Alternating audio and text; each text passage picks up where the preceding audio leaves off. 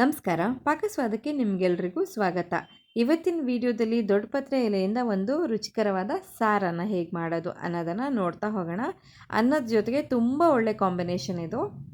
ನಾನಿಲ್ಲಿ ಫ್ರೆಶ್ ಎಲೆಗಳನ್ನು ಈಗ ತಾನೇ ಗಿಡದಿಂದ ಕೊಯ್ಕೊಂಡು ಬಂದಿದ್ದೀನಿ. ಇದನ್ನು ಕ್ಲೀನಾಗಿ ತೊಳೆದು ಈ ಥರ ದೊಡ್ಡದಾಗಿ ಹೆಚ್ಕೊಳ್ತಾ ಇದ್ದೀನಿ.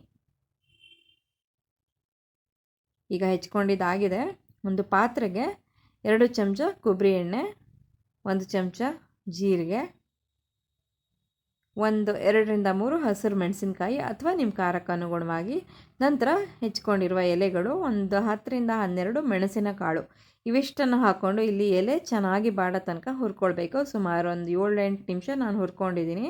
ಇವಾಗ ಇದನ್ನು ಒಂದು ಮಿಕ್ಸರ್ ಜಾರ್ಗೆ ಹಾಕ್ಕೊಳ್ತಾ ಇದ್ದೀನಿ.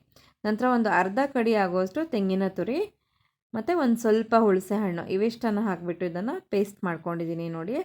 ಈಗ ಇದನ್ನೆಲ್ಲ ಒಂದು ಪಾತ್ರೆಗೆ ಹಾಕ್ಕೊಂಡು ನೀರನ್ನು ಹಾಕ್ಕೊಳ್ತಾ ನಾನು ಕನ್ಸಿಸ್ಟೆನ್ಸಿ ಅಡ್ಜಸ್ಟ್ ಮಾಡ್ಕೊಳ್ತೀನಿ. ಒಂದು ಸಾರಿನ ಹದಕ್ಕೆ ನಾವು ಇದನ್ನು ತಂದರೆ ಸಾಕಾಗುತ್ತೆ.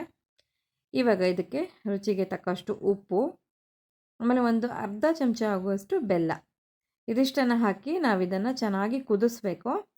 ಸುಮಾರು ಒಂದು 10ರಿಂದ 12 ನಿಮಿಷ ಇದು ಚೆನ್ನಾಗಿ ಕುದಿಯುತ್ತೆ ನೋಡಿ. ಇವಾಗ ಚೆನ್ನಾಗಿ ಕುದಿಯೋಕ್ಕೆ ಸ್ಟಾರ್ಟ್ ಆಗಿದೆ. ಇದು ಅನ್ನದ ಜೊತೆಗೆ ತುಂಬ ಒಳ್ಳೆ ಕಾಂಬಿನೇಷನ್. ಇಲ್ಲದಿದ್ದರೆ ನಾವು ಹಾಗೆ ಕುಡಿಲೂಬಹುದು. ಇವಾಗ ಇದಕ್ಕೊಂದು ಒಗ್ಗರಣೆ ಹಾಕ್ಕೊಳ್ಬೇಕು. ಒಗ್ಗರಣೆಗೆ ನಾನಿಲ್ಲಿ ಸಾಸಿವೆ, ಜೀರಿಗೆ ಮತ್ತು 1 ಮೆಣಸಿನಕಾಯಿ, ಕೆಂಪು ಮೆಣಸಿನಕಾಯಿಯನ್ನು ಹಾಕ್ಕೊಂಡು ಒಗ್ಗರಣೆಯನ್ನು ಸಾರಿಗೆ ಹಾಕ್ಕೊಳ್ತಾ ಇದ್ದೀನಿ ನೋಡಿ. ರುಚಿಯಾದ ಘಮ ಅಂತಿರುವ ದೊಡ್ಡಪತ್ರೆ ಎಲೆಯ ಸಾರು ತಿನ್ನೋದಕ್ಕೆ ರೆಡಿ ಆಯಿತು. ಇವತ್ತಿನ ರೆಸಿಪಿ ನಿಮಗೆ ಇಷ್ಟ ಆಯಿತು ಅಂತ ನಾನು ಭಾವಿಸ್ತೀನಿ. ಇಷ್ಟ ಆಗಿದ್ದಲ್ಲಿ ಖಂಡಿತ ಲೈಕ್ ಮಾಡಿ, ಶೇರ್ ಮಾಡಿ, ಕಮೆಂಟ್ ಮಾಡಿ, ಹಾಗೆ ಚಾನಲ್ಗೆ ಸಬ್ಸ್ಕ್ರೈಬ್ ಮಾಡ್ಕೊಳ್ಳಿ. Thank you.